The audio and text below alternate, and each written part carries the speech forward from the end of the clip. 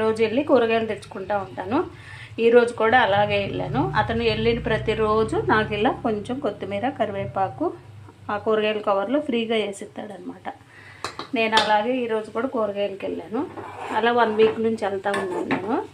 అతను వెళ్ళగానే రామ్మ కూర్చోమ్మ ఒక్కరొక్కరని నవ్వుతా చాలా బాగా పలకరిస్తూ ఉంటాడు. కానీ ఈరోజు మొఖం నల్లగా పెట్టుకొని సైలెంట్గా ఉన్నాడు. ఏంటి ఇతను ఈరోజు ఇలా ఉన్నాడు అనుకున్నాను. కానీ ఏ రోజు కూరగాయలు ఆ రోజు తెచ్చుకుంటున్నాను కదా, వారానికి అలా తెచ్చుకుంటే ఇలా కొత్తిమీర, కరివేపాకు ఇస్తే అతను అలా బాధపడి ఉండేవాడు కాదేమో.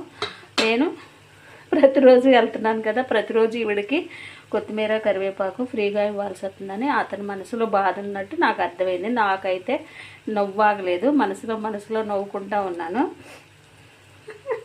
నేనైతే అలా అనుకొని వెళ్ళట్లేదు. నేను మామూలుగా మనకి ఇక్కడ చెన్నైలో ఫ్రిడ్జ్ అలా సౌకర్యాలు లేవు కదా, ఏ రోజుకి ఆ రోజు తెచ్చుకుంటే కూరగాయలు